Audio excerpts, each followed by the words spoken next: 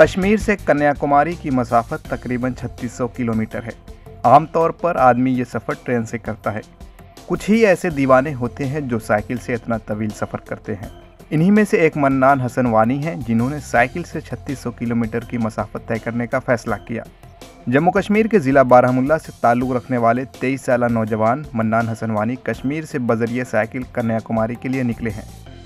12 साल हो गए मुझे साइकिलिंग करते हुए और मैं छोटे छोटे प्रोजेक्ट करता था पहले। उसके बाद अब मैंने ये सोचा कि मैं बड़ा सा एक प्रोजेक्ट करूं जो कश्मीर टू कन्याकुमारी है। तो अल्हम्दुलिल्लाह मैं आगे आगे बढ़ के सक्सेसफुल हो रहा हूं इसमें से। कोरोना की वजह से जो डल लाइफ हो गई थी और अब बाहर आइए, कंफर्ट जोन से बाहर आइए और अपनी हेल्थ पे ज़्यादा ध्यान दीजिए, सो दैट जब हेल्थ है तभी वेल्थ है। मन्नान हसन वानी ने ये सफ़र 1 जनवरी 2021 से शुरू किया है। तकरीबन 2400 किलोमीटर तय करते हुए आज वो तारीखी शहर हैदराबाद पहुंचे हैं। हैदराबाद पहुंचते ही मजलिस इत्तेहादुल मुस्लिमीन के सीनियर रहनुमा मोहम्मद गौस ने हैदराबादी नौजवानों के साथ उनका खैर मकदम किया।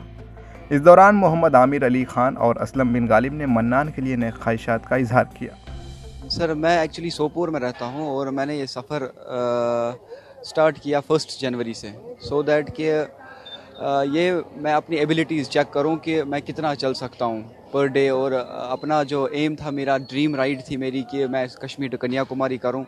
तो और बहुत ही खुश हूं मैं, और माशाल्लाह बहुत ही अच्छे वार्म वेलकम करते हैं हैदराबाद में किया उन्होंने, आप लोगों ने।